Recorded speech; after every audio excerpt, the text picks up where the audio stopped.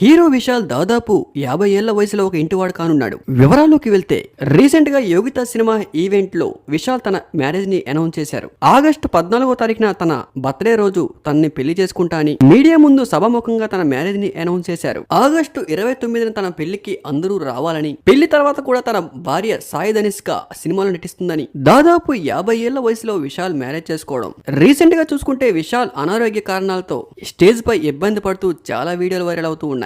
అప్పట్లో మదమహారాజు ఈవెంట్ లో కూడా విశాల్ అనారోగ్యంతో మైక్ పట్టుకునే పరిస్థితుల్లో కూడా లేకుండా గజగజ వణుకుతూ మాట్లాడుతున్న విశాల్ ఆ తర్వాత తమిళ ఇండస్ట్రీలో విశాల్ పేరు మారుమూగిపోయింది. అసలు విశాల్ కి ఏమైంది? దాదాపు 50 ఏళ్ల వయసులో ఎందుకు ఇలా మారిపోయారు? విశాల్ కి ఆరోగ్య కారణాలు ఏమైనా ఉన్నాయా అని ఆరా తీస్తుండగా విశాలే డైరెక్ట్ గా ప్రెస్ మీట్ పెట్టి ఆ రోజు ఏదో సరదాగా చేశా గానీ నాకు ఎలాంటి హెల్త్ ఇష్యూస్ లేవంటూ అప్పట్లో విశాల్ చెప్పుకుంటూ వచ్చారు. రీసెంట్ గా ట్రాన్స్జెండర్ అందాల పోటీల్లో విశాల్ విచ్చేశారు. మళ్ళీ అప్పట్లానే ఇప్పుడు కూడా విశాల్ హెల్త్ ప్రాబ్లం అలానే రిపీట్ అయింది. ఉన్నట్టుండి ఒక్కసారిగా కుప్పకూలిపోయారు విశాల్. దీంతో అక్కడ ఉన్న వాళ్ళందరూ టెన్షన్ పడుతూ విశాల్ ని అప్పటికప్పుడే హాస్పిటల్లో జాయిన్ చేశారు. మరి ఇలాంటి టైంలో పెళ్లి చేసుకోవడం అంటే సాహసమనే చెప్పాలి. అప్పట్లో విశాల్ అభినయ పెళ్లి చేసుకోబోతున్నట్లు సోషల్ మీడియాలో వార్తలు చెక్కేళ్లు కొట్టేశాయి. రీసెంట్ గా అభినయ కూడా మ్యారేజ్ అయిపోయింది. అభినయకి మ్యారేజ్ అయ్యి దాదాపు 1 మంత్ కూడా కాలేదు. ఇన్ని రోజులు విశాల్ మ్యారేజ్ చేసుకోకుండా ఉండి అభినయకు పెళ్లైన వెంటనే పెళ్లి చేసుకోవడం గల కారణాలు ఏమైనా ఉన్నాయా? అప్పట్లో సోషల్ మీడియాలో అభినయకి విశాల్ కి ఉన్న లవ్ మ్యాటర్ తమిళ మీడియాలో చెక్కేళ్లు కొట్టేసింది. త్వరలో విశాల్ అభినయ పెళ్లి చేసుకోబోతున్నారంటూ